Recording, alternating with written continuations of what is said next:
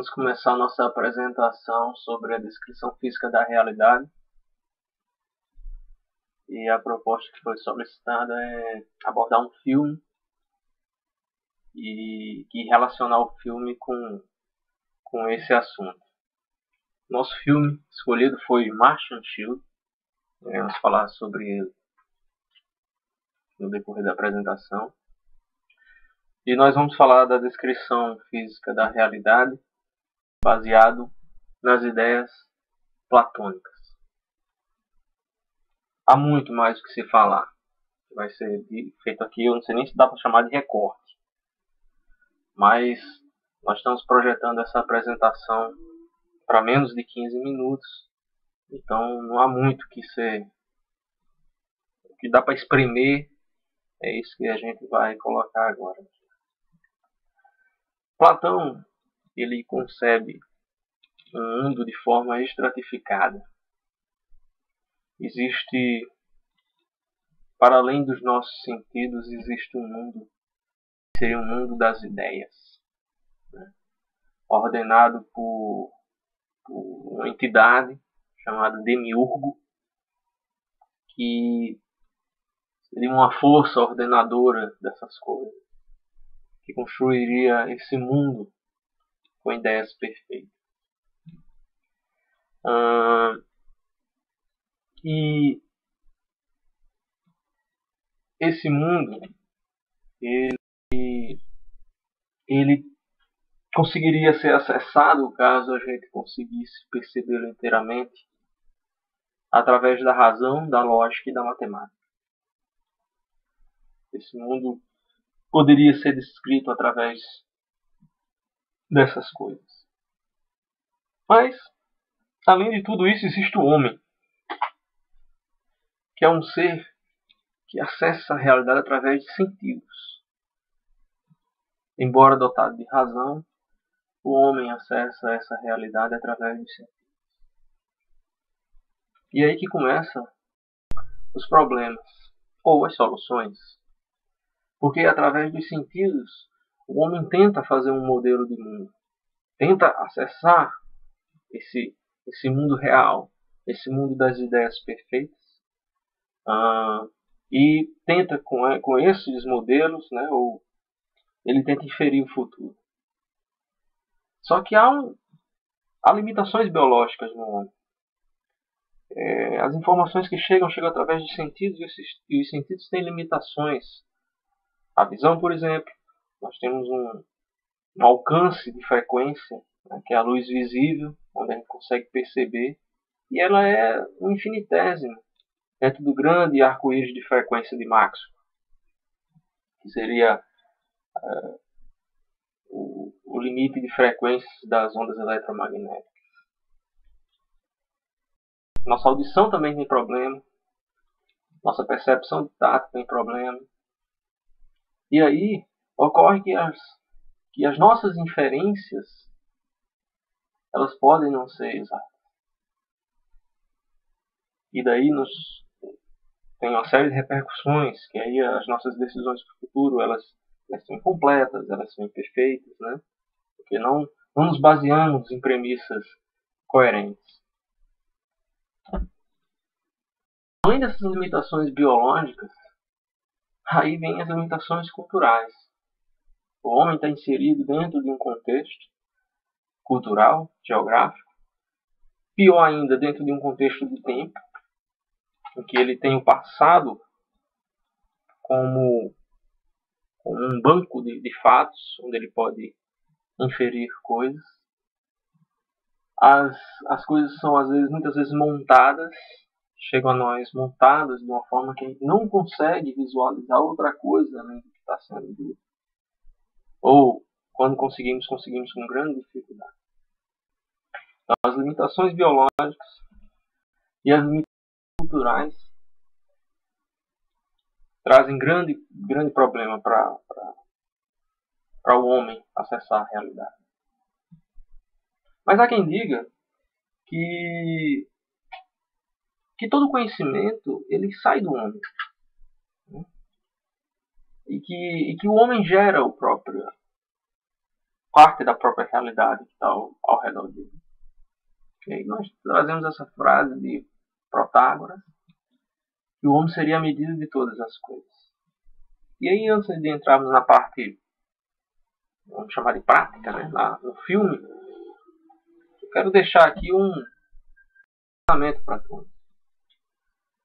Diante do que é o homem e do que ele já sabe que existe por aí, né? O homem é a medida de todas as coisas. Isso é uma questão que dá para a gente trabalhar, daria para a gente fazer bons comentários sobre ela. Em relação ao filme, Martian Shield, é a história de um escritor, que ele ficou viúvo, a mulher morreu, e ele resolve adotar uma criança, que é nosso amiguinho aí, e todo o filme se baseia nessa decisão de adoção. O nosso garoto, nosso protagonista, ele, como todos os outros, tem uma concepção de mundo baseado nos sentidos, né? Que é o que a gente vem comentando lá com Platão. Mas a problemática do filme está justamente que a concepção de mundo desse garotinho diverge bastante dos outros garotos. Aí está o nosso escritor chegando no orfanato onde o nosso garoto vive, e aí já começam as diferenças. O nosso garoto está presente nessa cena. Só que ele não está brincando com as outras crianças. Ele está dentro daquela caixa, no pátio da casa, ao lado ali daqueles 2 lixões cinza. Então ele é um garoto que vive dentro de uma caixa. Por que ele é um garoto que vive dentro de uma caixa? Né? Alguém está obrigando ele a viver dentro de uma caixa? Provavelmente não. Então todo o nosso comportamento se baseia nas premissas que fazemos do mundo e da realidade ao nosso redor. Aos poucos, né, o escritor, o pai adotivo desse garoto, vai tentando acessar a realidade dele. E aí nós descobrimos uma série de premissas e concepções que o garoto usa para descrever o mundo, para explicá-lo, para tentar dar coerência ao mundo. Essas premissas, essas descrições que a gente vai abordar algumas, né? Não dá para abordar tudo e tem que deixar muito do filme para vocês ainda. Primeiro que, quando perguntam a ele, poxa, por que você é um marciano? Um dos argumentos que ele usa é que foi muito tempo para chegar ali onde ele está. E esse ali, e esse aqui que ele usa, seria a casa da família de adoção dele. Então ele estaria, talvez, fazendo o paralelo entre o tempo de espera de um pai e a viagem a um planeta, né? É um paralelo que às vezes é feito de forma inconsciente. E para o cientista que está estudando a realidade, quase sempre é feito de forma inconsciente, né? Quase sempre ele é feito de forma inconsciente. Além disso aí, uma série de outras coisas vão ser construídas na cabeça do garoto para fundamentar a afirmativa dele de que ele é um marciano. Ele usa um cinto de peso, né? Um cinto de peso. E aí perguntam, poxa, por que você usa esse cinto de peso? Aí ele diz que Marte está sempre atraindo ele de volta. E aí, durante a história, nós sabemos que ele foi devolvido algumas vezes. Ele foi adotado e devolvido ao orfanato. Talvez pela excentricidade, inclusive, né? E, poxa, nada mais coerente, né? Ele está sendo puxado sempre de volta por uma força. E o peso seria algo que dá inércia e evita que o movimento de volta aconteça. É uma forma de explicar a realidade. Ele também desenvolve diversas concepções, vamos dizer assim, de segunda ordem, bem mais complexas, e que só com o convívio o pai vai começando a perceber. Ele diz, por exemplo, que nós, marcianos, sentem o gosto da cor. E numa brincadeira o pai dá uns M&M's para ele, que é aqueles chocolates coloridos. E ele vai adivinhando as cores com base no chocolate. E o pior que o pai é que ele adivinha, né? Então fica... Não foi dessa vez que ele foi desmarciado. Ele também tem pedidos marcianos. E os pedidos marcianos são coisas que ele consegue alterar na realidade, né? Por exemplo, ele consegue fazer com que o sinal se abra, que o ônibus chegue mais rápido. E quando ele é questionado em relação a isso, ele se defende dizendo assim, os meus pedidos marcianos eles são limitados. Não é porque você está pedindo para eu fazer uma coisa agora que eu vou fazer essa coisa. Então ele vai construindo um modelo e esse modelo vai ficando mais complexo e vai conseguindo, de uma certa forma, explicar o mundo. E isso vai criando comportamentos diferentes nele. E a coisa vai virando uma bola de neve, né? Nessa foto, nessa imagem aí, nós temos ele de cabeça para baixo na escola, os meninos todos brincando no parque, chamando ele de retardado, de imbecil, de louco, né? Esquisito. E, poxa, mas por que ele fica de cabeça para baixo, né? Como o Marte está atraindo ele de volta, e Marte supostamente fica no centro, né? Fica acima, né, da atmosfera, ele tá...